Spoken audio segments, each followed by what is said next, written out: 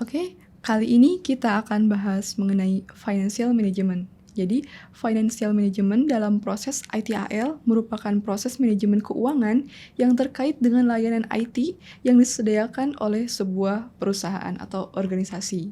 Jadi, proses ini dirancang untuk memastikan bahwa pengeluaran IT yang diperlukan untuk menyediakan layanan tersebut efisien dan efektif, serta dapat didukung oleh sumber daya keuangan yang tersedia. Nah, financial di sini mencakup anggaran, akuntansi, penagihan, manajemen biaya, dan perencanaan keuangan untuk mengoptimalkan penggunaan sumber daya keuangan dan memastikan efisiensi layanan IT. Saya akan jelaskan beberapa proses dasar dalam financial management. Yang pertama itu ada budgeting. Budgeting di sini melibatkan penentuan dan alokasi anggaran untuk proyek dan operasi IT. Budgeting ini biasanya merupakan proses perencanaan keuangan yang memungkinkan sebuah perusahaan untuk mengidentifikasi resource yang diperlukan dan memastikan bahwa pengeluaran keuangan terkendali dan sesuai dengan tujuan bisnis. Nah, yang kedua ada accounting. Accounting itu melibatkan pencatatan, pelaporan, dan analisis semua transaksi keuangan yang terkait dengan layanan IT. Nah, accounting ini mencakup pengeluaran untuk peralatan, software, hardware, karyawan, dan resource lain yang dibutuhkan untuk mendukung layanan IT. Yang ketiga ada charging atau penagihan. Nah, penagihan di sini melibatkan pengenaan biaya kepada unit bisnis atau departemen yang menggunakan layanan IT. Charging ini termasuk biaya penanganan layanan, biaya layanan tambahan, atau biaya peningkatan layanan. Dan yang terakhir ada costing atau perhitungan biaya. Perhitungan biaya di sini melibatkan mengidentifikasi, menghitung, menganalisis semua biaya yang terkait dengan penyediaan layanan IT. Costing ini mencakup biaya langsung seperti biaya hardware atau software dan biaya tidak langsung seperti biaya overhead dan biaya karyawan. Pada proses budget, ada dua peran yang terlibat pada prosesnya. Yang pertama itu ada budget owner. Itu biasanya user yang bertanggung jawab atas anggaran yang dialokasikan untuk kegiatan atau proyek tertentu. Yang kedua ada budget manager. Ini biasanya user yang bertanggung jawab atas pengelolaan operasional dari anggaran yang telah ditetapkan oleh budget owner tadi. Yang kedua ada roles atau peran dari proses charging. Itu biasanya ada 3. Yang pertama ada financial charging staff. Ini biasanya bertanggung jawab untuk melakukan perhitungan dan pemrosesan tagihan kepada pelanggan atau customer atau klien. Yang kedua ada financial manager. Di sini financial manager bertanggung jawab untuk memverifikasi informasi tentang charging yang telah dibuat oleh finance staff. Dan yang ketiga ada finance billing staff. Ini biasanya berfokus pada proses penyusunan dan pengiriman tagihan kepada customer. Nah, selanjutnya ada roles atau peran dari proses expense. Nah, di sini juga ada 2. Yang pertama ini ada finance staff, itu lebih berfokus pada tugas-tugas administratif dan operasional sehari-hari yang berkaitan dengan pengeluaran perusahaan. Dan yang kedua ada finance controller. Ini biasanya yang bertanggung jawab yang lebih strategis dalam pengawasan dan pengendalian aspek keuangan perusahaan termasuk pengeluaran. Nah, selanjutnya saya akan bahas mengenai alur proses dari masing-masing proses tadi. Yang pertama itu ada alur dari proses budget. Nah, yang pertama itu biasanya dilakukan pembuatan budget terlebih dahulu. Nah, yang membuat budget ini biasanya dari budget owner yang melakukan pendataan dari historis, kemudian menganalisis tren, serta melakukan estimasi biaya dan pendapatan untuk menentukan anggaran yang realistis. Yang selanjutnya, ketika sudah dibuat, kemudian anggaran tersebut harus disetujui oleh budget manager. Tahap ini melibatkan presentasi anggaran kepada pihak-pihak yang bertanggung jawab untuk menyetujui dan mengesahkan anggaran.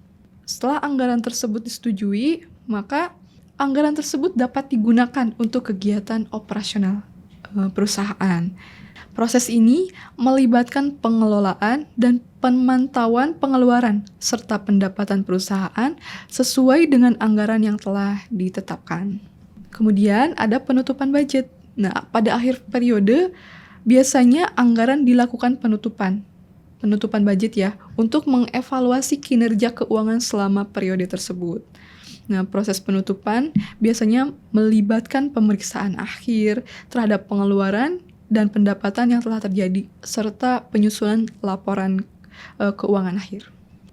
Selanjutnya, saya akan menjelaskan tentang alur charging. Jadi, alur charging biasanya diawali dengan pembuatan charging. Jadi, tahap pertama dalam proses charging adalah pembuatan, di mana informasi tentang layanan atau produk yang digunakan oleh pelanggan direkam dan dihitung dalam proses tersebut.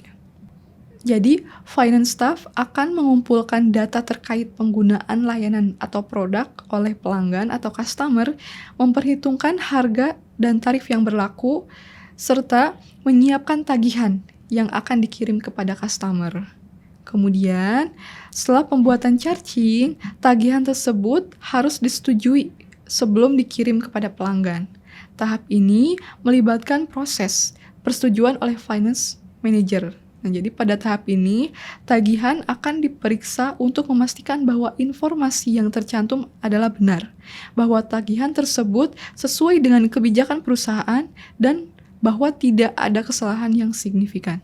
Selanjutnya, setelah tagihan tersebut disetujui, langkah terakhir dalam proses charging adalah pembayaran charging. Ini melibatkan proses penerimaan, pembayaran dari pelanggan, dan pemrosesan transaksi keuangan yang terkait. Nah, jadi finance billing staff ini akan memproses pembayaran, memverifikasi pembayaran yang diterima dari customer, dan memperbarui catatan keuangan perusahaan sesuai dengan pembayaran yang telah diterima. Nah, itu dia flow dari proses charging. Kemudian ada alur dari proses expense. Yang pertama adalah pembuatan expense. Jadi tahap pertama dalam proses expense ini adalah dibuat dulu, diciptakan dulu. Nah, ini melibatkan pengajuan atau pencatatan setiap pengeluaran yang dilakukan oleh setiap departemen dalam perusahaan. Nah, yang kedua ada approval expense atau verifikasi terlebih dahulu. Jadi setelah pencatatan pengeluaran itu, langkah berikutnya adalah persetujuan atau verifikasi. Ini melibatkan proses peninjauan dan persetujuan atas pengeluaran yang telah dicatat. Nah, setelah disetujui, langkah terakhir dalam proses expense ini adalah menutup atau menyelesaikan pengeluaran tersebut. Ini melibatkan pemrosesan pembayaran kepada pihak yang berhak menerima pembayaran. Nah, ini dia alur dari proses expense ya, yang mencakup 3 step tadi. Ini merupakan formulir dari proses budget, termasuk ada budget dan budget item. Nah, apa sih bedanya? Kalau budget itu atau anggaran adalah pencatatan rencana keuangan yang memperkirakan pendapatan dan pengeluaran dalam periode waktu tertentu.